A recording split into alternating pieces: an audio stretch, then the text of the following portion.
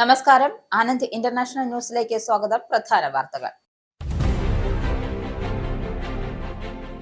യുകെയിലെ reform UK പാർട്ടിയുടെ നേതാവായ നിഖിൽ ഫാരേജ് മുന്നോട്ട് വെച്ച പുതിയ തുല്യവേതന നിയമനിർമ്മാണത്തിലെ നിർദ്ദേശങ്ങൾക്കെതിരെ വിയോജിപ്പുമായി യുകെയിലെ ട്രേഡ് യൂണിയനുകൾ. പുതിയ നിയമം കൊണ്ടുവരുന്നത് 2010 സമത്വ നിയമത്തിന് പകരമായി സ്ത്രീകൾക്ക് പുരുഷന്മാർക്കും ഒരേ ജോലിക്ക് ഒരേ വേതനം ഉറപ്പാക്കും. ഗർഭധാരണവുമായി ബന്ധപ്പെട്ട അന്യായമായ പിരിച്ചുവിടലുകൾക്കെതിരെ പരാതിപ്പെടാനുള്ള സമയപരിധി 3 മാസത്തിൽ നിന്നും 12 മാസമായി ഉയർത്തും. സ്പെയിനിലെ ഇടതുപക്ഷ ആഭിമുഖ്യമുള്ള സർക്കാർ അനധികൃത അഭയാർത്ഥികൾക്ക് ഔദ്യോഗികമായ ആതിഥ്യം അരുളാൻ ഒരുങ്ങുമ്പോൾ സ്വീഡൻ അഭയാർത്ഥികളെ കൂട്ടത്തോടെ പുറത്താക്കാൻ തയ്യാറെടുക്കുന്നു. രാജ്യത്തെ 10,000-കണക്കിന് അനധികൃത കുടിയേറ്റക്കാർക്ക് നിയമപരമായി രാജ്യത്ത് തുടരാനും ജോലി ചെയ്യാനുമുള്ള അവസരം ഒരുക്കുമെന്ന് സ്പാനിഷ് സർക്കാർ. 10,000-കണക്കിന് അനധികൃത അഭയാർത്ഥികൾക്ക് തെക്കൻ യൂറോപ്യൻ രാജ്യത്ത് ഇനി നിയമപരമായി തുടരാൻ സാധിക്കില്ല. സ്പാനിഷ് സർക്കാർ അനധികൃത അഭയാർത്ഥികൾക്ക് പൊതുമാപ്പ് പ്രഖ്യാപിച്ചു. യുകെയിലെ കൺസർവേറ്റീവ് പാർട്ടി മുന്നോട്ട് വെച്ച പുതിയ കുടിയേറ്റ നയനിർദ്ദേശങ്ങൾക്കെതിരെ അഭയാർത്ഥി സംഘടനകളും നിയമവിദഗ്ധരും ശക്തമായ പ്രതിഷേധവുമായി രംഗത്ത്. പദ്ധതി കൊണ്ടുവരുന്നത് നിലവിലുള്ള ജുഡീഷ്യൽ ട്രൈബ്യൂണൽ സംവിധാനം നിലനിർത്താൻ. പുതിയ നയം പ്രാബല്യത്തിൽ വന്നാൽ കുടിയേറ്റ കേസുകൾ നൽകി വരുന്ന നിയമസഹായങ്ങൾ പൂർണ്ണമായും നിർത്തലാക്കുകയും കുടിയേറ്റം സംബന്ധിച്ച അന്തിമ തീരുമാനം ഹോം ഓഫീസ് തന്നെ കൈക്കൊള്ളുകയും ചെയ്യും. കൂടാതെ അഭയാർത്ഥികൾക്ക് ഇതിനെതിരെ പരാതിപ്പെടാനും കഴിയില്ല. നിയമവാഴ്ചയ്ക്കും ജനാധിപത്യത്തിനും നേരെയുള്ള കടന്നുകയറ്റമാണ് ഇതെന്ന് വിവിധ സംഘടനകൾ. അമേരിക്കയുമായുള്ള നിർണായക സമാധാന ചർച്ചകൾക്കിടയിൽ US പ്രസിഡന്റ് ഡൊണാൾഡ് ട്രംപിന്റെ മാനസിക നിലയിൽ പെരുമാറ്റ രീതികളും വിലയിരുത്താൻ ഇറാൻ മുതിർന്ന മനഃശാസ്ത്രജ്ഞരുടെ സഹായം തേടി. ചർച്ചകൾ ട്രംപിനെ എങ്ങനെ സ്വാധീനിക്കാമെന്നും അദ്ദേഹത്തിന് അനുയോജ്യമായ രീതിയിൽ സന്ദേശങ്ങൾ എങ്ങനെ രൂപപ്പെടുത്താമെന്നും വ്യക്തമാക്കാൻ ഈ വിദഗ്ധർ ഇറാനിയൻ പ്രതിനിധികളെ സഹായിച്ചതായി റിപ്പോർട്ട്. ട്രംപിന്റെ പെരുമാറ്റ രീതികൾ സൂക്ഷ്മമായി നിരീക്ഷിച്ച വിദഗ്ധർ ചർച്ചകൾക്കിടയിൽ ട്രംപിന്റെ ഭാഗത്തു നിന്ന് മികച്ച പ്രതികരണങ്ങൾ ഉണ്ടാകാൻ തക്കവണ്ണം തന്ത്രപരമായ സന്ദേശങ്ങൾ തയ്യാറാക്കാൻ ഇറാൻ ചർച്ചാ സംഘത്തെ സഹായിച്ചു. ഇറാൻ യുദ്ധം അവസാനിച്ചാലും എണ്ണ, ഭക്ഷ്യവസ്തുക്കൾ, വിമാന ടിക്കറ്റുകൾ തുടങ്ങിയവയുടെ വില ഉടൻ കുറയാൻ സാധ്യതയില്ല എന്ന് വിദഗ്ധർ. എണ്ണ വില ഇടിഞ്ഞാലും ശുദ്ധീകരിച്ച എണ്ണ പൊടുന്നനെ വില കുറച്ചു വിൽക്കാൻ ശുദ്ധീകരണശാലകൾ തയ്യാറാകില്ല. കുറഞ്ഞ വിലയ്ക്ക് വീണ്ടും അസംസ്കൃത വസ്തുക്കൾ എണ്ണ വാങ്ങി തുടങ്ങുമ്പോൾ മാത്രമേ വില കുറയ്ക്കാൻ കഴിയുകയുള്ളൂ. വിമാന കമ്പനികളും വിമാനത്തിനുള്ള ഇന്ധനം മുൻകൂട്ടി വാങ്ങി വെക്കുന്നതിനാൽ ടിക്കറ്റ് നിരക്കും ഉടൻ കുറയില്ല. യുദ്ധത്തെ തുടർന്ന് ഇറാൻ ഹോർമോസ് അടച്ചത് അസംസ്കൃത എണ്ണയുടെയും ശുദ്ധീകരിച്ച എണ്ണയുടെയും വിതരണത്തെ മാത്രമല്ല, വളം, ഭക്ഷ്യവസ്തുക്കൾ, ചെരുപ്പ് തുടങ്ങിയ മിക്ക ഉൽപ്പന്നങ്ങളുടെയും ആഗോള വിതരണ ശൃംഖലയെ ബാധിച്ചു. ഹോർമോസ് കടലെടുക്ക് പൂർണ്ണമായും തുറക്കുമെന്ന പ്രതീക്ഷയിൽ വാണിജ്യ ലോകം. G7 ഉച്ചകോടിക്കിടെ മോദി ട്രംപ് നിർണായക കൂടിക്കാഴ്ച ഇന്ന്. ഇരു രാഷ്ട്ര തലവന്മാരും പരസ്പരം കാണുന്നത് നീണ്ട ഇടവേളയ്ക്കു ശേഷം. US നാവികർക്കെതിരെ ആക്രമണവും താരിഫ് തർക്കവും ഇന്ത്യ അമേരിക്ക വ്യാപാര കരാറടക്കം ചർച്ചാ വിഷയമാകും. സംഘർഷങ്ങൾക്ക് ശാശ്വതമായ പരിഹാരങ്ങൾ കണ്ടെത്തുന്നത് സംഭാഷണത്തിലൂടെയും നയതന്ത്രത്തിലൂടെയും അന്താരാഷ്ട്ര സഹകരണത്തിലൂടെയും മാത്രമാണ് എന്ന് മോദി. ഹോർമോസ് കടലിടുക്കിലെ നാവിക വ്യാപാരത്തിലെ തടസ്സങ്ങൾ ആഗോള സമ്പദ് വ്യവസ്ഥയെ ദോഷകരമായി ബാധിച്ചുവെന്നും നിരവധി ഇന്ത്യൻ പൗരന്മാർ സംഘർഷത്തിൽ കൊല്ലപ്പെട്ടുവെന്നും മോദി. രാജ്യത്ത് നീറ്റ് പുനഃപരീക്ഷ നടക്കാനിരിക്കെ പ്ലേ സ്റ്റോറിൽ നിന്നും ടെലഗ്രാം ആപ്പ് നീക്കം ചെയ്തു ഗൂഗിൾ. ആപ്പിളിനോടും ആപ്പ് നീക്കം ചെയ്യാൻ കേന്ദ്ര നിർദ്ദേശം നൽകി. ടെലഗ്രാം ആപ്പ് നീക്കം ചെയ്യുകയല്ല വേണ്ടതെന്നും അടിസ്ഥാന പ്രശ്നമാണ് പരിഹരിക്കേണ്ടതെന്നും ദശലക്ഷക്കണക്കിന് സാധാരണ ഉപയോക്താക്കളെ ഇത് ബാധിക്കുമെന്നും ടെലഗ്രാം സ്ഥാപകൻ.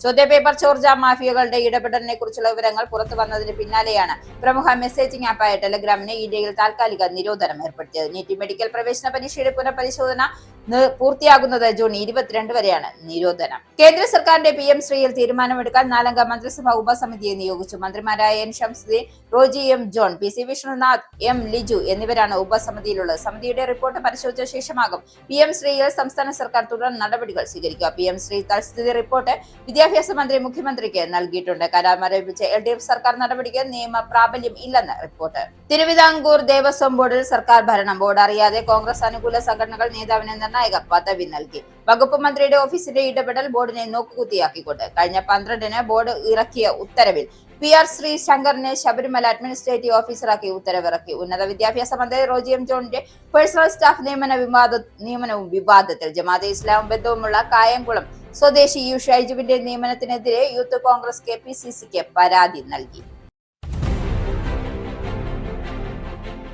വാർത്തകൾ വിശദമായി.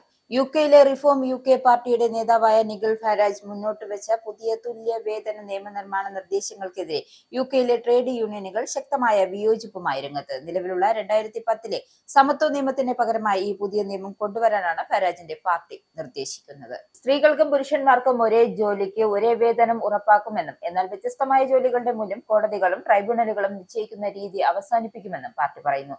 ഗർഭധാരണവുമായി ബന്ധപ്പെട്ട അന്യായമായ പിരിച്ചുവിടലുകൾക്കെതിരെ പരാതിപ്പെടാനുള്ള സമയപരിധി 3 മാസത്തിൽ നിന്നും 12 മാസമായി ഉയർത്തുമെന്നും അവർ വാഗ്ദാനം ചെയ്യുന്നു. Trade union congress general secretary Paul Novak പറയുന്നത് ഈ നീക്കം സ്ത്രീകളുടെ അവകാശങ്ങൾ വെട്ടിച്ചുരുക്കുവാനുള്ള ഒരു പുകമറ മാത്രമാണ് എന്നാണ്. വ്യത്യസ്തമായ തസ്തികകൾ ആണെങ്കിലും ഒരേ അളവിൽ വൈദഗ്ധ്യവും ഉത്തരവാദിത്വവും ആവശ്യമുള്ള ജോലികൾക്ക് തുല്യവേതനം ഉറപ്പാക്കുന്ന വ്യവസ്ഥ ഇല്ലാതായാൽ അത് സ്ത്രീ തൊഴിലാളികൾക്ക് വലിയ പണനഷ്ടം ഉണ്ടാക്കും. ഈ പദ്ധതി നിലവിൽ വന്നാൽ അത് തൊഴിലിടങ്ങളിലെ വിവേചനം നിയമവിധേയമാക്കുന്നതിന് തുല്യമാകുമെന്നും യൂണിയനുകൾ മുന്നറിയിപ്പ് നൽകുന്നു. വരാനിരിക്കുന്ന മാക്ഫീൽഡ് ഉപതെരഞ്ഞെടുപ്പിന് തൊട്ടു മുമ്പ് സ്ത്രീ വോട്ടർമാരെ ആകർഷിക്കുവാനും തങ്ങളുടെ സ്ഥാനാർത്ഥികൾക്ക് നേരെയുള്ള സ്ത്രീ വിരുദ്ധ ആരോപണങ്ങളിൽ നിന്നും ശ്രദ്ധ തിരിക്കാനുമുള്ള വഞ്ചനാപരമായ നീക്കമാണ് ഇതെന്നും വിമർശകർ ആരോപിക്കുന്നു. ചുരുക്കത്തിൽ സ്ത്രീകളെ സഹായിക്കാൻ എന്ന പേരിൽ കൊണ്ടുവരുന്ന ഈ നിയമം യഥാർത്ഥത്തിൽ അവർക്ക് വർഷങ്ങളായി ലഭിച്ചുകൊണ്ടിരിക്കുന്ന നിയമപരമായ സുരക്ഷിതത്വം ഇല്ലാതാക്കുമെന്നാണ് യൂണിയനുകളുടെ നിയമവിദഗ്ധരുടെയും പ്രധാന വാദം. സ്പെയിനിലെ ഇടതുപക്ഷ ആഭിമുഖ്യമുള്ള സർക്കാർ അനധികൃത അഭയാർത്ഥികൾക്ക് ഔദ്യോഗികമായി ആതിഥ്യമരുളാൻ ഒരുങ്ങുമ്പോൾ സ്വീഡൻ അഭയാർത്ഥികളെ കൂട്ടത്തോടെ പുറത്താക്കാൻ ഒരുങ്ങുകയാണ്. ഈ വർഷം ആദ്യമായിരുന്നു രാജ്യത്തെ 10,000-കണക്കിന് അനധികൃത കുടിയേറ്റക്കാർക്ക് നിയമപരമായി തന്നെ രാജ്യത്ത് തുടരാനും ജോലി ചെയ്യാനുമുള്ള അവസരം ഒരുക്കുമെന്നും സ്പാനിഷ് സർക്കാർ പ്രഖ്യാപിച്ചത്. അതിന്റെ അടിസ്ഥാനത്തിൽ കഴിഞ്ഞ ദിവസമായിരുന്നു സർക്കാർ പൊതുമാപ്പ് പ്രഖ്യാപിച്ചത്. അതുവഴി 10,000-കണക്കിന് അനധികൃത അഭയാർത്ഥികൾക്ക് ഈ തെക്കൻ യൂറോപ്യൻ രാജ്യത്ത് നിയമപരമായി തുടരാൻ സാധിക്കും. എന്നാൽ ഇതിന് നേരെ വിപരീതമായ സമീപനമാണ് മറ്റൊരു യൂറോപ്യൻ രാജ്യമായ സ്വീഡൻ കൈക്കൊണ്ടിരിക്കുന്നത്. രാജ്യത്തെ കുടിയേറ്റക്കാരുടെ അവകാശങ്ങൾ നിയന്ത്രിക്കുന്നതിനുള്ള ബില്ലിന് ഇപ്പോൾ സ്വീഡന്റെ പാർലമെന്റ് അനുമതി നൽകിയിരിക്കുകയാണ്. വ്യക്തമായി നിർവചിക്കാത്ത മോശം പെരുമാറ്റം എന്ന മാനദണ്ഡത്തിന്റെ അടിസ്ഥാനത്തിൽ റെസിഡൻസി പെർമിറ്റ് റദ്ദാക്കാനുള്ള അവകാശം വരെ ഈ നിയമം സർക്കാരിന് നൽകുന്നുണ്ട്. മാത്രമല്ല, അനധികൃതമായ കുടിയേറിയവരെ കുറിച്ചുള്ള വിവരം ലഭിച്ചാൽ അക്കാര്യം റിപ്പോർട്ട് ചെയ്യാൻ മിക്ക പൊതുമേഖലാ ജീവനക്കാരെയും തൊഴിലാളികളെയും നിയമം വഴി നിർബന്ധിതരാക്കുന്നുണ്ട്. വരുന്ന സെപ്റ്റംബറിൽ പൊതു തിരഞ്ഞെടുപ്പ് നടക്കാൻ ഇരിക്കവെയാണ് വോട്ടിംഗ് നടക്കുന്നത് എന്നത് അതീവ രാഷ്ട്രീയ പ്രാധാന്യമുള്ള ഒന്നായാണ് രാഷ്ട്രീയ നിരീക്ഷകർ വിലയിരുത്തുന്നത്. നിലവിലെ സെന്റർ റൈറ്റ്സ് സർക്കാർ ഭരിക്കുന്നത് തീവ്ര വലതുപക്ഷമായ സ്വീഡൻ ഡെമോക്രാറ്റുകളുടെ പിന്തുണയും തേടിയിട്ടുണ്ട്. എന്നാൽ യൂറോപ്യൻ ഇതര വംശജർക്ക് സ്വീഡൻ ഒട്ടും സ്വീകാര്യമല്ലാത്ത അന്തരീക്ഷം സൃഷ്ടിക്കുവാൻ വെമ്പുന്നവരാണ് എന്ന് തീവ്ര വലതുപക്ഷക്കാർ എന്നതും ഒരു വസ്തുതയാണ്. ഈ പശ്ചാത്തലത്തിലാണ് നല്ല പെരുമാറ്റ നിയമം എന്ന് വിശേഷിക്കപ്പെടുന്ന പുതിയ നിയമം തിങ്കളാഴ്ച പാർലമെന്റ് പാസാക്കിയത്. ഇത് പ്രധാനമായും റെസിഡന്റ് പെർമിറ്റിനുള്ള അപേക്ഷകൾക്ക് തീരുമാനമാകാതെ ഇരിക്കുന്നവരെയും ഭാവിയിൽ പെർമിറ്റിനായി അപേക്ഷിക്കാൻ സാധ്യത ഉള്ളവരെയുമാണ് ലക്ഷ്യം വെക്കുന്നത് എങ്കിലും പല രാജ്യങ്ങളിൽ നിന്നുമുള്ള നിലവിൽ റെസിഡന്റ് പെർമിറ്റ് ഉള്ളവരെയും ലക്ഷ്യം വെച്ചുകൊണ്ട് പിൻകാല പ്രാബല്യത്തോടെയാണ് ഇത് നടപ്പിലാക്കുക. നല്ല പ്രവൃത്തികളും ശരിയായ കാര്യങ്ങളും ചെയ്യാൻ ശ്രമിക്കാത്തവർക്ക് സ്വീഡൻ തുടരാൻ ആവില്ല എന്ന് മാർച്ച് മാസത്തിൽ ഈ ബിൽ അവതരിപ്പിച്ചുകൊണ്ട് കുടിയേറ്റ മന്ത്രി ജോഹൻ ഫോർഗൻസ് പറഞ്ഞിരുന്നു. സ്വീകാര്യമല്ലാത്ത മോശം പെരുമാറ്റങ്ങൾ ഏതൊക്കെയാണ് എന്ന നിയമം പ്രത്യേകമായി പറയുന്നില്ല എങ്കിലും വായ്പ തിരിച്ചടയ്ക്കാതിരിക്കാൻ, നികുതികൾ നൽകാതിരിക്കൽ, ക്രിമിനൽ കുറ്റങ്ങൾ, തീവ്രവാദ സംഘടനകളുമായുള്ള ബന്ധം എന്നിങ്ങനെ ചില ഉദാഹരണങ്ങൾ ഇതിന് നേരത്തെ തന്നെ സർക്കാർ നൽകിയിരുന്നു. സ്വീഡിഷ് മൈഗ്രേഷൻ അതോറിറ്റിക്കായിരിക്കും പെർമിറ്റുകൾ പുനഃപരിശോധിക്കാനുള്ള അധികാരം ഉണ്ടായിരിക്കുക. അവരുടെ തീരുമാനത്തിനെതിരെ അപ്പീലിന് പോകാനുള്ള അവകാശവും മറുഭാഗത്തുള്ളവർക്ക് ഉണ്ടായിരിക്കും. പ്രതിപക്ഷവും മനുഷ്യാവകാശ സംഘടനകളും ഈ നിയമത്തെ എതിർക്കുകയാണ്. പുതിയ നിയമം അനുസരിച്ച് സ്വീഡിഷ് പൗരന്മാർ ചെയ്താൽ ശിക്ഷയർഹിക്കുന്ന കുറ്റമല്ലാത്ത മോശം പെരുമാറ്റത്തിന്റെ പേരിൽ കുടിയേറ്റക്കാർക്ക് റെസിഡന്റ് പെർമിറ്റ് റദ്ദാക്കുകയോ നിഷേധിക്കപ്പെടുകയോ ചെയ്യാമെന്നും ആംനസ്റ്റി ഇന്റർനാഷണൽ ചൂണ്ടിക്കാട്ടുന്നു. നിയമവാഴ്ചയെ അവഗണിക്കുന്നതാണ് പുതിയ നിയമം എന്നായിരുന്നു സ്റ്റോക്ക്ഹോം ആസ്ഥാനമായി പ്രവർത്തിക്കുന്ന മനുഷ്യാവകാശ സംഘടനയായ സിവിൽ റൈറ്റ്സ് ഡിഫൻസ് പറയുന്നത്. ഇത് ആളുകളെ അനിശ്ചിതാവസ്ഥയിൽ എത്തിക്കുമെന്നും അവർ ചൂണ്ടിക്കാട്ടുന്നു. യുകെയിലെ കൺസർവേറ്റീവ് പാർട്ടി മുന്നോട്ട് വെച്ച പുതിയ കുടിയേറ്റ നയ നിർദ്ദേശങ്ങൾക്കെതിരെ അഭയാർത്ഥി സംഘടനകളും നിയമവിദഗ്ധരും ശക്തമായ പ്രതിഷേധവുമായി രംഗത്ത്. Shadow home secretary Chris Philp policy എക്സ്ചേഞ്ചിൽ നടത്തിയ പ്രസംഗത്തിലാണ് ഈ വിവാദ നിർദ്ദേശങ്ങൾ അവതരിപ്പിച്ചത്. നാടുകടത്തലിനെതിരെയുള്ള അഭയാർത്ഥികളുടെ അപ്പീലുകൾ വിധി പറയാനുള്ള ജഡ്ജിമാരുടെ അധികാരം ഇല്ലാതെയാകും. നിലവിലുള്ള ജുഡീഷ്യൽ ട്രൈബ്യൂണൽ സംവിധാനം നിർത്തലാക്കാനാണ് പദ്ധതി. കുടിയേറ്റം സംബന്ധിച്ച അന്തിമ തീരുമാനങ്ങൾ ഹോം ഓഫീസ് തന്നെ കൈക്കൊള്ളും. അഭയാർത്ഥികൾക്ക് ഇതിനെതിരെ ആന്തരികമായി മാത്രമേ പരാതിപ്പെടാൻ സാധിക്കൂ. കുടിയേറ്റ കേസുകളിൽ നൽകി വരുന്ന നിയമസഹായങ്ങൾ പൂർണ്ണമായും നിർത്തലാക്കും. യൂറോപ്യൻ മനുഷ്യാവകാശ കൺവെൻഷനിൽ നിന്നും UK പിന്മാറണമെന്നും അദ്ദേഹം വ്യക്തമാക്കി. ചെറിയ ബോട്ടുകളിലോ ട്രാക്കുകളിലോ നിയമവിരുദ്ധമായി രാജ്യത്തെത്തുന്ന ഭൂരിഭാഗം ആളുകൾക്കും അഭയത്തിനായി അപേക്ഷിക്കാൻ പോലും അനുവാദം നൽകില്ല. അഭയാർത്ഥി സംഘടനകളുടെയും വിദഗ്ധരുടെയും വിമർശനങ്ങൾ ഈ നിർദ്ദേശങ്ങൾ നിയമവാഴ്ചയ്ക്കും ജനാധിപത്യത്തിനും നേരെയുള്ള കടന്നുകയറ്റമാണ് എന്ന് വിവിധ സംഘടനകൾ ആരോപിക്കുന്നു. സ്വതന്ത്രമായ അപ്പീൽ പ്രക്രിയയും നിയമോപദേശവും ഇല്ലാതാക്കുന്നത് പീഡനങ്ങളിൽ നിന്നും രക്ഷപ്പെട്ട് എത്തുന്നവരെ വീണ്ടും അപകടത്തിലേക്ക് തള്ളിവിടാൻ കാരണമാകുമെന്നും സംഘടനയുടെ പ്രതിനിധി സൈലി റെയ്നോഡ് പറഞ്ഞു. തങ്ങൾ എടുക്കുന്ന നിയമവിരുദ്ധ നടപടികളെ ചോദ്യം ചെയ്യാൻ ആരുമില്ലാത്ത സാഹചര്യം ഉണ്ടാക്കാനാണ് സർക്കാർ ശ്രമിക്കുന്നതെന്നും ഇമ്രാൻ ഹുസൈൻ വിമർശിച്ചു.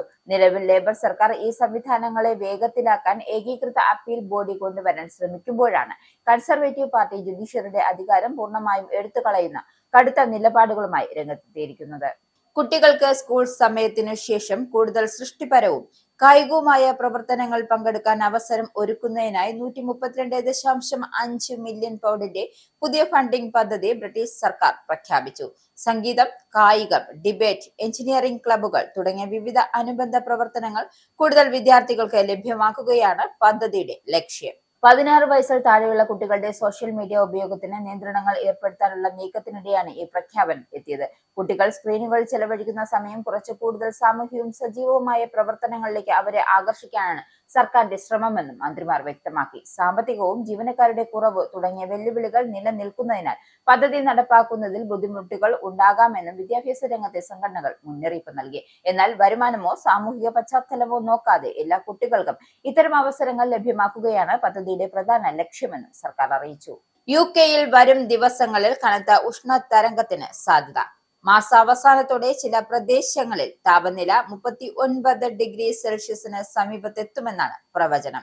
രാജ്യത്തെ 30 കൗണ്ടികളിൽ 30 ഡിഗ്രിയോ അതിൽ കൂടുതലോ താപനില രേഖപ്പെടുത്താൻ സാധ്യതയുണ്ട് എന്ന് റിപ്പോർട്ട്. യൂറോപ്പിന് മുകളിലായി രൂപപ്പെടുന്ന ഉയർന്ന ന്യൂനമർദ്ദത്തിന്റെയും തെക്കൻ യൂറോപ്പിൽ നിന്നും വടക്കോട്ട് നീങ്ങുന്ന ചൂടൻ വായു പ്രവാഹത്തിന്റെയും സ്വാധീനമാണ് ഈ കാലാവസ്ഥ മാറ്റത്തിന് കാരണമാകുന്നത്. നിലവിൽ താരതമ്യേന തണുത്തതും മഴയുള്ളതുമായ സാഹചര്യങ്ങൾ അനുഭവപ്പെടുന്ന ബ്രിട്ടനിൽ ഈ ആഴ്ചയുടെ അവസാനത്തോടെ താപനില അതിവേഗം ഉയരുമെന്നാണ് വിദഗ്ധരുടെ വിലയിരുത്തൽ.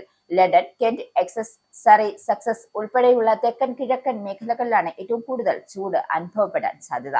എന്നാൽ ദീർഘകാല പ്രവചനങ്ങളിൽ അനിശ്ചിതത്വം നിലനിൽക്കുന്നതിനാൽ താപനിലയുടെ കൃത്യമായ തോതിൽ മാറ്റമുണ്ടാകാമെന്ന് കാലാവസ്ഥാ നിരീക്ഷകർ മുന്നറിയിപ്പ് നൽകുന്നു. ലണ്ടനിൽ തുടർച്ചയായി 3 ദിവസം താപനില 28 ഡിഗ്രി സെൽഷ്യസോ അതിൽ കൂടുതലോ ആയി തുടരുകയാണ് എങ്കിലാണ് ഉഷ്ണതരംഗം എന്ന് ഔദ്യോഗികമായി കണക്കാക്കുന്നത്.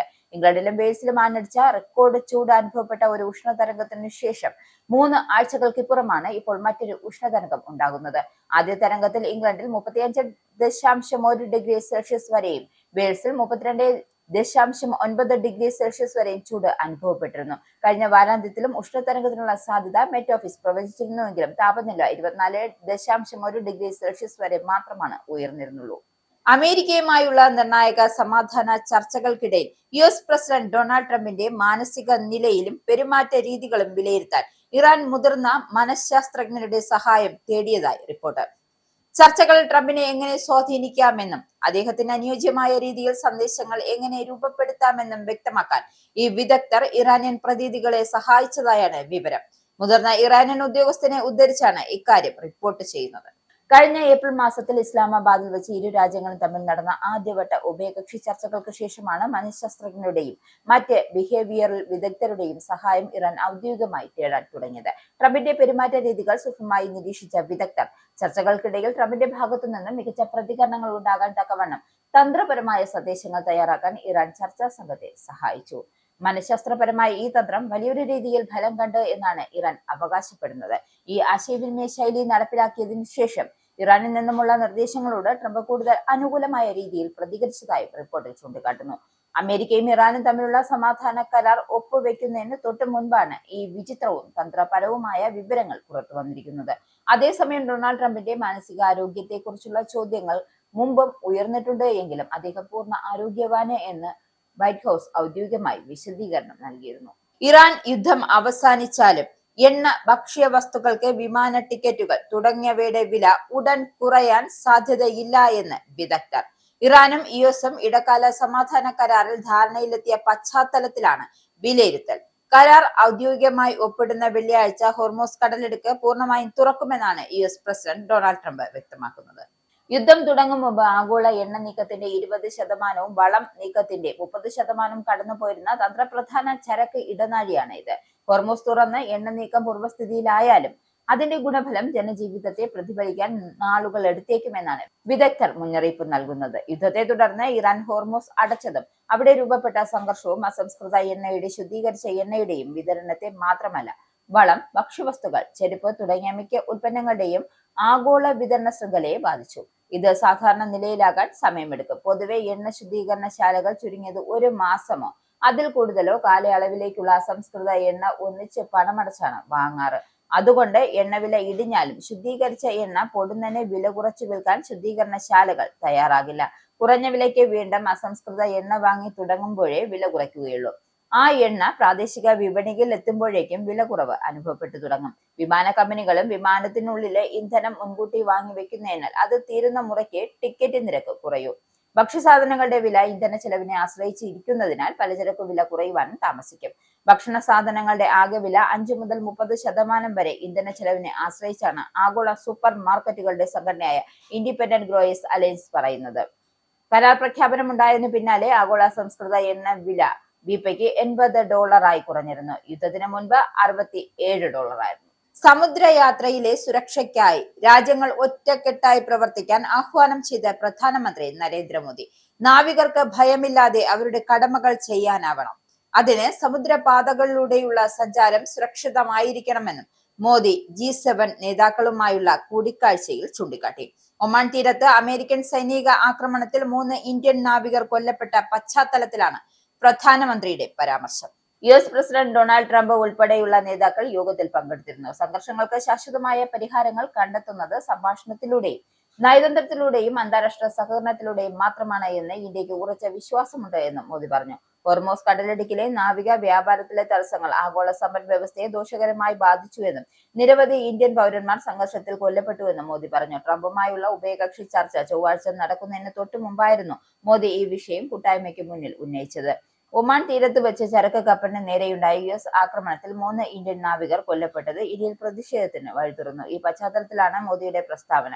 US അല്ല ഇറാനെന്നും കപ്പൽ ആക്രമിച്ചതെന്നും ട്രംപ് അവകാശപ്പെടുന്നു. ചൊവ്വാഴ്ച 52ാം G7 ഉച്ചകോടിയിൽ പങ്കെടുക്കുന്നതിനായി പ്രധാനമന്ത്രി നരേന്ദ്രമോദി ഫ്രാൻസിലെത്തി. തുടർച്ചയായ 8ാം തവണയാണ് ഇന്ത്യക്ക് ലോകത്ത് 7ാമത്തെ പ്രധാന വികസിത രാഷ്ട്രങ്ങളുടെ കൂട്ടായ്മയായ G7ലെ മിക്ക നേതാക്കളുമായി ട്രംപ് കൊമ്പുകോർക്കുന്ന സാഹചര്യത്തിലാണ് ഉച്ചകോടി നടക്കുന്നത്. ഫുട്ബോൾ പ്രേമികൾ ആവേശത്തോടെ കാത്തിരിക്കുന്ന 2026 ഫിഫ ലോകകപ്പിനോടനുബന്ധിച്ച് യുകെയിലെ പ്രമുഖ പുരോഗമന സാംസ്കാരിക സംഘടനയായ സമീക്ഷ UK world cup 2026 production contest സംഘടിപ്പിക്കുന്നു. ലോകകപ്പ് കിരീടം ആരെ കരസ്ഥമാക്കുമെന്നും 2ാം സ്ഥാനത്തും 3ാം സ്ഥാനത്തും വിജയികളായി വരുന്നവരെ കൃത്യമായി പ്രവചിക്കുന്ന ഫുട്ബോൾ ആരാധകരെ കാത്തിരിക്കുന്നത് ആകർഷകമായ ക്യാഷ് പ്രൈസുകളാണ്. Lifeline Mortgage and Insurance Service ആണ് ക്യാഷ് പ്രൈസുകൾ സ്പോൺസർ ചെയ്തിരിക്കുന്നത്. ഈ മത്സരത്തിലെ വിജയികളെ താഴെ പറയുന്ന ക്യാഷ് പ്രൈസുകൾ ലഭ്യമാക്കും. 1ാം സ്ഥാനം പ്രവചിക്കുന്നവർക്ക് 251 പൗണ്ടും 2ാം സ്ഥാനം പ്രവചിക്കുന്നവർക്ക് 151 പൗണ്ട്, 3ാം സ്ഥാനം പ്രവചിക്കുന്നവർക്ക് 101 പൗണ്ടും. ലോകകപ്പിന്റെ ആവേശം പങ്കുവെക്കുവാനും തങ്ങളുടെ പ്രവചനശേഷി തെളിയിക്കുവാനും താല്പര്യമുള്ള എല്ലാ ഫുട്ബോൾ പ്രേമികൾക്കും ഈ മത്സരത്തിൽ പങ്കാളികളാകാം. ഇനി എങ്ങനെ മത്സരത്തിൽ പങ്കെടുക്കാമെന്ന് വെച്ചാൽ താഴെ നൽകിയിരിക്കുന്ന ലിങ്ക് വഴി നിങ്ങൾക്ക് 2026 ഫിഫ ലോകകപ്പിൽ വിജയിയെ പ്രവചിച്ചുകൊണ്ട് മത്സരത്തിൽ സൗജന്യങ്ങളായി പങ്കാളാം. ഇനി പൗണ്ട്, യൂറോ, ഡോളർ, രൂപ ഇന്നത്തെ വിനിമയ നിരക്ക്. 1 പൗണ്ട് 126.59 ഇന്ത്യൻ രൂപ, 1 pound 1.16 euro, 1 US dollar 94.38 Indian രൂപ, 1 യൂറോ 109.57 ഇന്ത്യൻ രൂപ, 1 pound 1.34 US dollar, 1 Canadian dollar 67.42 Indian രൂപ. ഇനിയൊരു ഇടവേള. വീണ്ടും വാർത്തകളിലേക്ക്. G7 ഉച്ചകോടിക്കിടെ മോദി ട്രംപ് നിർണായക കൂടിക്കാഴ്ച ഇന്ന്. ഇരു രാഷ്ട്ര തലവന്മാരും പരസ്പരം കാണുന്നത് നീണ്ട ഇടവേളയ്ക്കു ശേഷം. ഇന്നലത്തെ കണ്ടുമുട്ടൽ ഹസ്തദാനത്തിൽ മാത്രം ഒതുങ്ങിയത് ശ്രദ്ധേയമായി. US നാവികർക്കെതിരായ ആക്രമണവും താരിഫ് തർക്കവും ഇക്കാര്യങ്ങളടക്കം ചർച്ചയാകും. കഴിഞ്ഞ വർഷം ഫെബ്രുവരിക്ക് ശേഷമുള്ള ആദ്യ നേർക്കാഴ്ചയാണ് ഇത്. എന്തായാലും ഇന്ത്യ അമേരിക്ക വ്യാപാര കരാർ പ്രധാന ചർച്ചാ വിഷയമാകും. ഒമാൻ തീരത്ത് US ആക്രമണത്തിൽ ഇന്ത്യൻ നാവികർ കൊല്ലപ്പെട്ട സംഭവത്തിൽ ഇന്ത്യയുടെ ആശങ്കകൾ മോദി ട്രംപിനെ അറിയിക്കും. ഹോർമോസ് വഴി ചരക്ക് കപ്പൽ ഗതാഗതം അടിയന്തരമായി പുനഃസ്ഥാപിക്കുന്നത് ചർച്ചയിൽ ഇടം പിടിക്കും. പ്രതിരോധം, ഇൻഡോ പസഫിക് സുരക്ഷ, ചൈന, പശ്ചിമേഷ്യൻ വിഷയങ്ങളും അജണ്ടയിലുണ്ട്. സമുദ്ര മേഖലയിൽ ജോലി ചെയ്യുന്ന നാവിക തൊഴിലാളികളെ യുദ്ധങ്ങളുടെയും സായുധ സംഘർഷങ്ങളുടെയും ആഘാതത്തിൽ നിന്നും സംരക്ഷിക്കണമെന്ന് G7 ഉച്ചകോടിയിൽ പ്രധാനമന്ത്രി നരേന്ദ്രമോദി ലോക നേതാക്കളോട് ആവശ്യപ്പെട്ടു. ആഗോള വ്യാപാരം മുന്നോട്ട് കൊണ്ടുപോകുന്ന നാവിക തൊഴിലാളികളുടെ സുരക്ഷ അനിവാര്യമാണ്. പശ്ചിമേഷ്യയും ഹോർമൂസ് കടലിടുക്കും പോലുള്ള സംഘർഷ സാധ്യതയുള്ള മേഖലകളിലെ അന്താരാഷ്ട്ര സമുദ്രപാതകൾ സുരക്ഷിതമായി നിലനിർത്തണം. രാജ്യങ്ങൾ തമ്മിലുള്ള പരസ്പര വിശ്വാസമാണ് ഏറ്റവും വലിയ സമ്പത്ത്. അതുകൊണ്ട് തന്നെ രാഷ്ട്രീയ താൽപര്യങ്ങളെക്കാൾ മനുഷ്യജീവനെ മുൻഗണന നൽകണം. ഭയമില്ലാതെ ജോലി ചെയ്യാനുള്ള സാഹചര്യം സിവിലിയൻ നാവികർക്കായി ഉറപ്പാക്കേണ്ടത് ലോകരാജ്യങ്ങളുടെ സംയുക്ത ഉത്തരവാദിത്തമാണെന്നും മോദി ഊന്നി പറഞ്ഞു. US പ്രസിഡന്റ് ട്രംപ് അടക്കമുള്ള ലോക നേതാക്കളുടെ സാന്നിധ്യത്തിലായിരുന്നു പ്രധാനമന്ത്രിയുടെ പ്രസ്താവന എത്തിയത്. രാജ്യത്ത് നീറ്റ് പുനഃപരീക്ഷ നടക്കാനിരിക്കെ പ്ലേ സ്റ്റോറിൽ നിന്നും ടെലഗ്രാം ആപ്പ് നീക്കി ഗൂഗിൾ. ആപ്പിളിനോട് ആപ്പ് നീക്കം ചെയ്യാൻ കേന്ദ്ര സർക്കാർ നിർദ്ദേശം നൽകി. അതേസമയം അടിസ്ഥാന പ്രശ്നമാണ് പരിഹരിക്കേണ്ടതെന്നും ദശലക്ഷക്കണക്കിന് സാധാരണ ഉപയോക്താക്കളെ ഇത് ബാധിക്കുമെന്നും ടെലഗ്രാം സ്ഥാപകൻ പവൽ ഡുറോ വ്യക്തമാക്കി. ചോദ്യപേപ്പർ ചോർച്ച മാഫിയകളുടെ ഇടപെടലിനെ കുറിച്ചുള്ള വിവരങ്ങൾ പുറത്തു വന്നതിന് പിന്നാലെയാണ് പ്രമുഖ മെസ്സേജിംഗ് ആപ്പായ ടെലഗ്രാമിന് ഇന്ത്യയിൽ താൽക്കാലികമായി നിരോധനം ഏർപ്പെടുത്തിയത്. നെറ്റ് മെഡിക്കൽ പ്രവേശന പരീക്ഷയുടെ പുനഃപരീക്ഷ പൂർത്തിയാകുന്ന ജൂൺ 22 വരെയാണ് നിരോധനം. പുനഃപരീക്ഷയ്ക്ക് മുന്നോടിയായി ചോദ്യപേപ്പർ ചോർന്നു എന്ന വ്യാജ പ്രചരണങ്ങൾക്കും വലിയ സാമ്പത്തിക തട്ടിപ്പുകൾക്കും ടെലഗ്രാം ആപ്പ് വ്യാപകമായി ഉപയോഗിച്ചതാണ് താൽക്കാലിക നിരോധനത്തിലേക്ക് നയിച്ചത്. Paper leak, NEET, ReNEET 2026, private mafia, ReNEET mafia തുടങ്ങിയ പേരുകളിൽ ടെലഗ്രാം ചാനലുകൾ വഴി പരീക്ഷാ ചോദ്യപേപ്പറുകൾ ലഭ്യമാക്കി എന്നാണ് പരസ്യപ്പെടുകയും പണം തട്ടുകയും ചെയ്ത സാഹചര്യത്തിലാണ് നടപടി. ആപ്പിലെ മെസ്സേജ് എഡിറ്റ് ഫീച്ചർ ജൂൺ 30 വരെ പ്രവർത്തനരഹിതമാക്കി. നിലവിൽ ടെലഗ്രാം ചാനലുകൾ ബോട്ടുകൾ നീക്കം ചെയ്തിട്ടുണ്ട് എന്നും വ്യാജ ചോദ്യപേപ്പർ പ്രചരിപ്പിക്കുന്നതുമായി ബന്ധപ്പെട്ട് ബീഹാർ, ഗുജറാത്ത്, രാജസ്ഥാൻ ഉൾപ്പെടെയുള്ള വിവിധ സംസ്ഥാനങ്ങൾ അന്വേഷണം തുടരുകയാണ് എന്നും കേന്ദ്രം അറിയിച്ചു. സൈബർ തട്ടിപ്പുകൾ 1930 ഹെൽപ്പ് ലൈൻ നമ്പറിൽ റിപ്പോർട്ട് ചെയ്യുവാനും ഏജൻസി നിർദ്ദേശിച്ചു. മഹാരാഷ്ട്രയിൽ ഉദ്ധവ് താക്കറെയുടെ നേതൃത്വത്തിലുള്ള ശിവസേന വിഭാഗത്തിൽ ആഭ്യന്തര കലഹം രൂക്ഷം. പാർട്ടിയുടെ ചില ലോക്സഭാ എംപിമാരെ ഫോണിൽ ബന്ധപ്പെടാൻ മുതിർന്ന നേതാക്കൾക്ക് സാധിക്കുന്നില്ല എന്നും ഇവരുടെ ഫോണുകൾ സ്വിച്ച് ഓഫ് ചെയ്ത നിലയിലാണെന്ന് റിപ്പോർട്ട്. പാർലമെന്ററി സമിതി യോഗത്തിനായി ഉദ്ധവ് പക്ഷത്തെ എംപിമാർ രാജ്യ തലസ്ഥാനത്തേക്ക് യാത്ര തിരിക്കുന്നതിനിടെയാണ് ചില ജനപ്രതിനിധികൾ പരിധിക്ക് പുറത്താണ് എന്ന വാർത്ത പുറത്തുവരുന്നത്. എംപിമാരെ അനുനയിപ്പിക്കാൻ ഉദ്ധവ് താക്കറെ നേരിട്ട് ശ്രമങ്ങൾ നടത്തുന്നതായും സൂചന. ഉദ്ധവ് പക്ഷത്തെ 6 എംപിമാർ മുഖ്യമന്ത്രി ഏക്നാഥ് ഷിൻഡെയുടെ നേതൃത്വത്തിലുള്ള ശിവസേനയുമായി ആശയവിനിമയം നടത്തുന്നു എന്നാണ് പുറത്തുവരുന്ന വിവരം. സഞ്ജയ് ദിന പാട്ടീൽ, സഞ്ജയ് ദേശ്മുഖ്, നാഗേഷ് പാട്ടീൽ, അഷ്കർ, ഓംരാജെ നിംബാക്കൽ, ഭാവു സഹൽ വാക്ചൌരെ, സഞ്ജയ് ജാദവ് എന്നിവരാണ് ആ എംപിമാർ. ഇതിനു പുറമെ രാജ ഭൌബാജയും ഇവർക്കൊപ്പം ചേർന്നേക്കുമെന്ന് അഭ്യൂഹങ്ങളുണ്ട്. ദില്ലിയിലെത്തുന്ന ഈ എംപിമാർ ഉപമുഖ്യമന്ത്രി ഏക്നാഥ് ഷിൻഡെയുടെ മകൻ ശ്രീകാന്ത് ഷിൻഡെയുടെ വസതിയിൽ വെച്ച് കൂടിക്കാഴ്ച നടത്തിയേക്കും. ലോക്സഭയിൽ പുതിയൊരു ഔദ്യോഗിക വിഭാഗം രൂപീകരിച്ച ശേഷം ഷിൻഡെ പക്ഷത്തെ ശിവസേനയിൽ ലയിക്കാനാണ് വിമത എംപിമാരുടെ നീക്കമെന്നാണ് വിവരം. തൃണമൂൽ കോൺഗ്രസിൽ അടുത്തിടെ നടന്നതിന് സമാനമായ ഒരു രാഷ്ട്രീയ അട്ടിമറിയാണ് എന്ന് മഹാരാഷ്ട്രയിലും അണിയറയിൽ ഒരുങ്ങുന്നത്. അതേസമയം ഉദ്ധവ് താക്കറെയുടെ വിശ്വസ്തരായ അരവിന്ദ് സാവന്ത്, അനിൽ ദേശായി എന്നീ എംപിമാർ ഇന്ന് ഡൽഹിയിലെത്തും. രാജ്യസഭാ എംപി സഞ്ജയ് റാവത്ത് ഇതിനകം തന്നെ ഡൽഹിയിൽ ക്യാമ്പ് ചെയ്യുന്നുണ്ട്. കേന്ദ്ര സർക്കാരിന്റെ PM ശ്രീയിൽ തീരുമാനമെടുക്കാൻ 4-അംഗ മന്ത്രിസഭ ഉപസമിതിയെ നിയോഗിച്ചു. മന്ത്രിമാരായ N Shamsuddin, Roji M John, PC Vishnunath, M Liju എന്നിവരാണ് ഉപസമിതിയിലുള്ളത്. മന്ത്രിമാരായ N Shamsuddin, Roji M John, PC Vishnunath, M Liju എന്നിവരാണ് ഉപസമിതിയിലുള്ളത്. സമിതിയുടെ റിപ്പോർട്ട് പരിശോധിച്ച ശേഷമായിരിക്കും PM ശ്രീയിൽ സംസ്ഥാന സർക്കാർ തുടർ നടപടികൾ സ്വീകരിക്കുക. PM ശ്രീ തൽസ്ഥിതി റിപ്പോർട്ട് വിദ്യാഭ്യാസ മന്ത്രി മുഖ്യമന്ത്രിക്ക് നൽകിയിട്ടുണ്ട്. കരാർ മരവിപ്പിച്ച LDF സർക്കാർ നടപടിക്ക് നിയമ പ്രാബല്യം ഇല്ല എന്നാണ് റിപ്പോർട്ടിൽ ചൂണ്ടിക്കാട്ടുന്നത്. തിരുവിതാംകൂർ ദേവസ്വം ബോർഡിൽ സർക്കാർ ഭരണം. ബോർഡ് അറിയാതെ കോൺഗ്രസ് അനുകൂല സംഘടനാ നേതാവിനെ നിർണായക പദവി നൽകി. ബോർഡിനെ നോക്കുകുത്തിയാക്കിക്കൊണ്ടാണ് വകുപ്പ് മന്ത്രിയുടെ ഓഫീസിന്റെ ഇടപെടൽ. കഴിഞ്ഞ 12-ന് ബോർഡ് ഇറക്കിയ ഉത്തരവിൽ PR ശ്രീ ശങ്കറിനെ ശബരിമല അഡ്മിനിസ്ട്രേറ്റീവ് ഓഫീസറാക്കി ഉത്തരവിറക്കിയിരുന്നു. 16-ന് ഇറങ്ങിയ ഉത്തരവിൽ ബോർഡ് അറിയാതെ ശ്രീ ശങ്കറിനെ ദേവസ്വം ആസ്ഥാനത്ത് തിരികെ നിയമനം നൽകി. എന്നാൽ ദേവസ്വം സെക്രട്ടറിയുടെ നടപടി ദേവസ്വം പ്രസിഡന്റ് അറിഞ്ഞിട്ടില്ല. 2 ദിവസത്തിനിടെ PR ശ്രീ ശങ്കറിന് 3 നിയമനങ്ങളാണ് നൽകിയത്. കോൺഗ്രസ് അനുകൂല സംഘടനയുടെ സംസ്ഥാന പ്രസിഡന്റാണ് ശ്രീ ശങ്കർ. അതേസമയം ഉന്നത വിദ്യാഭ്യാസ മന്ത്രി റോജി M ജോണിന്റെ പേഴ്സണൽ സ്റ്റാഫ് നിയമനവും വിവാദത്തിലായി. ജമാഅത്ത് ഇസ്ലാമി ബന്ധമുള്ള കായംകുളം സ്വദേശിയായ U ഷൈജുവിന്റെ നിയമനത്തിനെതിരെ യൂത്ത് കോൺഗ്രസ് KPCCക്ക് പരാതി നൽകി. തദ്ദേശ തെരഞ്ഞെടുപ്പിൽ ഷൈജു UDF-നെതിരെ പ്രവർത്തിച്ചതായും പരാതിയിൽ ചൂണ്ടിക്കാട്ടുന്നു. വെൽഫെയർ പാർട്ടിയുടെ സ്ഥാനാർത്ഥിക്ക് വേണ്ടിയാണ് ഷൈജു പ്രവർത്തിച്ചതെന്നും അടിയന്തരമായി നടപടി വേണമെന്ന് യൂത്ത് കോൺഗ്രസ് നേതാവ് അഫ്സൽ പ്ലാമോട്ടിൽ വ്യക്തമാക്കി. യൂത്ത് കോൺഗ്രസ് നൽകിയ പരാതിയുടെ പകർപ്പ് പുറത്ത്. മാസപ്പടി കേസിൽ പ്രതിപക്ഷ നേതാവ് പിണറായി വിജയന്റെ മകൾ വീണ T EDക്ക് മുന്നിൽ ഹാജരായി. കൊച്ചി ED ഓഫീസിൽ രാവിലെ 10:30-യോടെയാണ് വീണ ഹാജരായത്. ഭർത്താവ് മുഹമ്മദ് റിയാസിനൊപ്പമാണ് വീണ എത്തിയത്. CMRL-ലുമായി നടത്തിയ സാമ്പത്തിക ഇടപാടുകൾ ഉൾപ്പെടെയുള്ള കാര്യങ്ങൾ ED ചോദിച്ചറിയും. വീണയോട് വെള്ളിയാഴ്ച ഹാജരാകാൻ ആവശ്യപ്പെട്ടിരുന്നു എങ്കിലും അനാരോഗ്യത്തെ തുടർന്ന് സാവകാശം തേടുകയായിരുന്നു. കേസിൽ ഇന്നലെ ശശിധരൻ കർത്തയുടെ ഭാര്യ ജയ കർത്തയും ശരൺ S കർത്തയും ചോദ്യം ചെയ്യലിന് ഹാജരായിരുന്നു. CMRL joint managing director Sharan S Kartha, CMRL director Empower India ഡയറക്ടറുമായ ജയ കർത്ത എന്നിവരെയാണ് ED ഇന്നലെ ചോദ്യം ചെയ്തത്. രാവിലെ 10:15-ഓടെയാണ് ഇരുവരും ED ഓഫീസിലെത്തിയത്. പിണറായി വിജയന്റെ മകൾ വീണയുടെ എക്സാലോജിക് എന്ന സ്ഥാപനത്തിൽ എന്ത് സേവനത്തിനാണ് പണം നൽകിയത്? ഈ സാമ്പത്തിക ഇടപാടിന്റെ കൂടുതൽ വിവരങ്ങളാണ് ശരണിൽ നിന്നും ED തേടിയത്. CMLRന്റെ സഹോദര സ്ഥാപനമായ എംപവർ ഇന്ത്യയിൽ നിന്നാണ് വീണയ്ക്ക് 50 ലക്ഷം ലോണായി നൽകിയത്. ഇതിന്റെ ഡയറക്ടറായ ജയയിൽ നിന്നും ലോൺ നൽകിയ പശ്ചാത്തലവും തിരിച്ചടവ് വിവരങ്ങൾ എന്നിവയാണ് തേടിയിട്ടുള്ളത്. ഇനി സ്പോർട്സ്.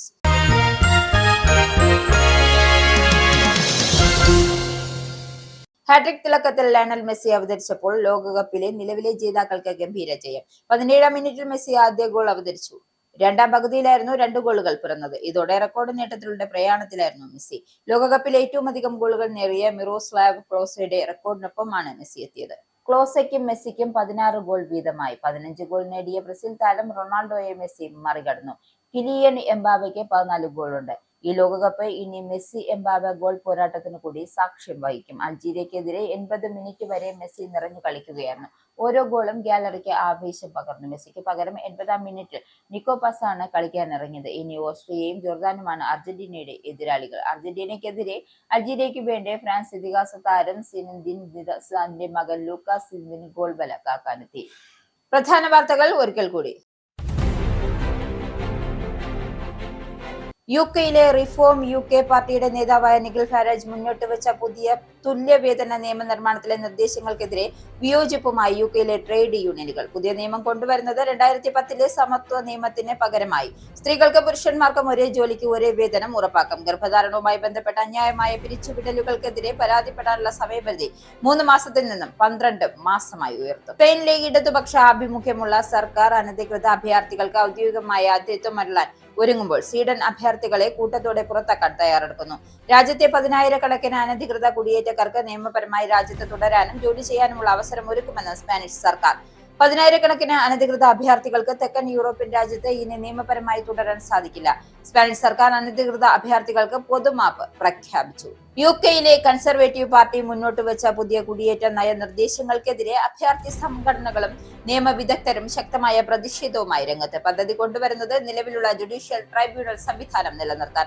പുതിയ നയം പ്രാബല്യത്തിൽ വന്നാൽ കുടിയേറ്റ കേസുകൾ നൽകി വരുന്ന നിയമസഹായങ്ങൾ പൂർണ്ണമായും നിർത്തലാക്കുകയും കുടിയേറ്റം സംബന്ധിച്ച അന്തിമ തീരുമാനം ഹോം ഓഫീസ് തന്നെ കൈക്കൊള്ളുകയും ചെയ്യും. കൂടാതെ അഭയാർത്ഥികൾക്ക് ഇതിനെതിരെ പരാതിപ്പെടാനും കഴിയില്ല. നിയമവാഴ്ചയ്ക്കും ജനാധിപത്യത്തിനും നേരെയുള്ള കടന്നുകയറ്റമാണ് ഇതെന്ന് വിവിധ സംഘടനകൾ. അമേരിക്കയുമായുള്ള നിർണായക സമാധാന ചർച്ചകൾക്കിടയിൽ US പ്രസിഡന്റ് ഡൊണാൾഡ് ട്രംപിന്റെ മാനസിക നിലയിൽ പെരുമാറ്റ രീതികളും വിലയിരുത്താൻ ഇറാൻ മുതിർന്ന മനഃശാസ്ത്രജ്ഞരുടെ സഹായം തേടി. ചർച്ചകൾ ട്രംപിനെ എങ്ങനെ സ്വാധീനിക്കാമെന്നും അദ്ദേഹത്തിന് അനുയോജ്യമായ രീതിയിൽ സന്ദേശങ്ങൾ എങ്ങനെ രൂപപ്പെടുത്താമെന്നും വ്യക്തമാക്കാൻ ഈ വിദഗ്ധർ ഇറാനിയൻ പ്രതിനിധികളെ സഹായിച്ചതായി റിപ്പോർട്ട്. ട്രംപിന്റെ പെരുമാറ്റ രീതികൾ സൂക്ഷ്മമായി നിരീക്ഷിച്ച വിദഗ്ധർ ചർച്ചകൾക്കിടയിൽ ട്രംപിന്റെ ഭാഗത്തു നിന്ന് മികച്ച പ്രതികരണങ്ങൾ ഉണ്ടാകാൻ തക്കവണ്ണം തന്ത്രപരമായ സന്ദേശങ്ങൾ തയ്യാറാക്കാൻ ഇറാൻ ചർച്ചാ സംഘത്തെ സഹായിച്ചു. ഇറാൻ യുദ്ധം അവസാനിച്ചാലും എണ്ണ, ഭക്ഷ്യവസ്തുക്കൾ, വിമാന ടിക്കറ്റുകൾ തുടങ്ങിയവയുടെ വില ഉടൻ കുറയാൻ സാധ്യതയില്ല എന്ന് വിദഗ്ധർ. എണ്ണ വില ഇടിഞ്ഞാലും ശുദ്ധീകരിച്ച എണ്ണ പൊടുന്നനെ വില കുറച്ചു വിൽക്കാൻ ശുദ്ധീകരണശാലകൾ തയ്യാറാകില്ല. കുറഞ്ഞ വിലയ്ക്ക് വീണ്ടും അസംസ്കൃത വസ്തുക്കൾ എണ്ണ വാങ്ങി തുടങ്ങുമ്പോൾ മാത്രമേ വില കുറയ്ക്കാൻ കഴിയുകയുള്ളൂ. വിമാന കമ്പനികളും വിമാനത്തിനുള്ള ഇന്ധനം മുൻകൂട്ടി വാങ്ങി വെക്കുന്നതിനാൽ ടിക്കറ്റ് നിരക്കും ഉടൻ കുറയില്ല. യുദ്ധത്തെ തുടർന്ന് ഇറാൻ ഹോർമോസ് അടച്ചത് അസംസ്കൃത എണ്ണയുടെയും ശുദ്ധീകരിച്ച എണ്ണയുടെയും വിതരണത്തെ മാത്രമല്ല, വളം, ഭക്ഷ്യവസ്തുക്കൾ, ചെരുപ്പ് തുടങ്ങിയ മിക്ക ഉൽപ്പന്നങ്ങളുടെയും ആഗോള വിതരണ ശൃംഖലയെ ബാധിച്ചു. ഹോർമോസ് കടലെടുക്ക് പൂർണ്ണമായും തുറക്കുമെന്ന പ്രതീക്ഷയിൽ വാണിജ്യ ലോകം. G7 ഉച്ചകോടിക്കിടെ മോദി ട്രംപ് നിർണായക കൂടിക്കാഴ്ച ഇന്ന്. ഇരു രാഷ്ട്ര തലവന്മാരും പരസ്പരം കാണുന്നത് നീണ്ട ഇടവേളയ്ക്കു ശേഷം. US നാവികർക്കെതിരെ ആക്രമണവും താരിഫ് തർക്കവും ഇന്ത്യ അമേരിക്ക വ്യാപാര കരാറടക്കം ചർച്ചാ വിഷയമാകും. സംഘർഷങ്ങൾക്ക് ശാശ്വതമായ പരിഹാരങ്ങൾ കണ്ടെത്തുന്നത് സംഭാഷണത്തിലൂടെയും നയതന്ത്രത്തിലൂടെയും അന്താരാഷ്ട്ര സഹകരണത്തിലൂടെയും മാത്രമാണ് എന്ന് മോദി. ഹോർമൂസ് കടലിടുക്കിലെ നാവിക വ്യാപാരത്തിലെ തടസ്സങ്ങൾ ആഗോള സമ്പദ് വ്യവസ്ഥയെ ദോഷകരമായി ബാധിച്ചുവെന്നും നിരവധി ഇന്ത്യൻ പൗരന്മാർ സംഘർഷത്തിൽ കൊല്ലപ്പെട്ടുവെന്നും മോദി. രാജ്യത്ത് നീറ്റ് പുനഃപരീക്ഷ നടക്കാനിരിക്കെ പ്ലേ സ്റ്റോറിൽ നിന്നും ടെലഗ്രാം ആപ്പ് നീക്കം ചെയ്തു ഗൂഗിൾ. ആപ്പിളിനോട് ആപ്പ് നീക്കം ചെയ്യാൻ കേന്ദ്ര നിർദ്ദേശം നൽകി. ടെലഗ്രാം ആപ്പ് നീക്കം ചെയ്യുകയല്ല വേണ്ടതെന്നും അടിസ്ഥാന പ്രശ്നമാണ് പരിഹരിക്കേണ്ടതെന്നും ദശലക്ഷക്കണക്കിന് സാധാരണ ഉപയോക്താക്കളെ ഇത് ബാധിക്കുമെന്നും ടെലഗ്രാം സ്ഥാപകൻ.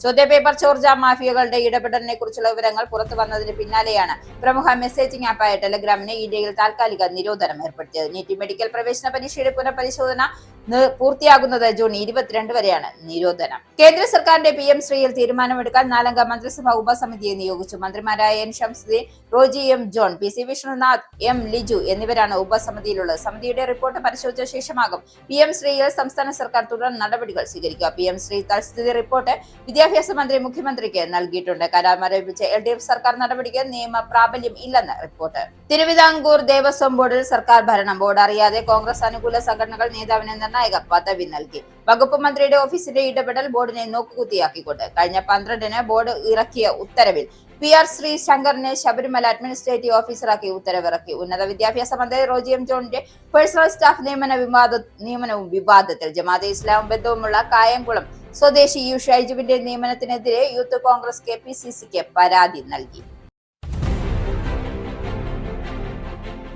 ഈ ബുള്ളറ്റിൻ ഇവിടെ അവസാനിക്കുന്നു. നന്ദി, നമസ്കാരം.